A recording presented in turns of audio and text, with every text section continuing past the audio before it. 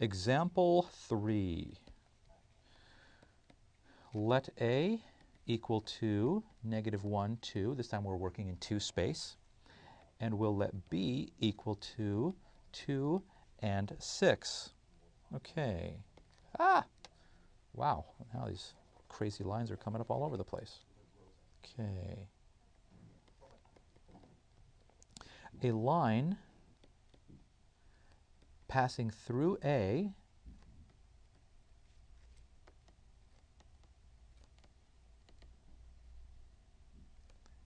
in the direction of B is,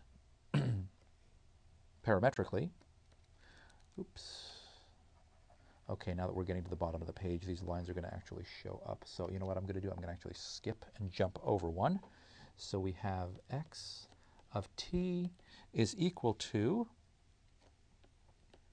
a plus t times b, which is going to equal a, which is -1, 2, plus t times 2 and 6. So let me write this in component form. The vector x is just a vector, so it is some point xy is equal to -1 plus 2t, -1 plus 2t, 2 plus 6t, 2 plus 6t. There you go. So now I have the component version of this. Well, now let me separate these. X is equal to -1 plus 2t. X is equal to -1 plus 2t. Y, let me do this. Y is equal to 2 plus 6t. Let me solve for t. This is x plus 1 divided by 2 equals the parameter t. This is y minus 2 over 6 equals the parameter t. The t's are equal to each other, right? It's one parameter. This is the power of it. It's one parameter. So let me set these equal to each other. X plus 1 over 2 equals y minus 2 over 6. Let me cross multiply.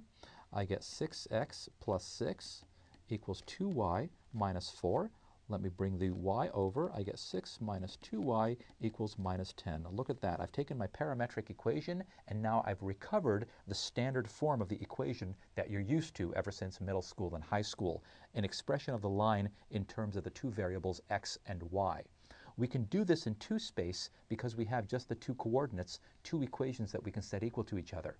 The problem is when we try a parametric representation in, let's say, 3 space, we can't solve for t and set these things equal to each other and come up with some equation like this. So now that we're actually moving into higher dimensions, excuse me, the parametric representation of a line is the only representation of a line. It is the best. So this whole idea of working with x's and y's that we've been doing all these years, it's good and it was fine for what we did, but now we need to move on to a more powerful tool.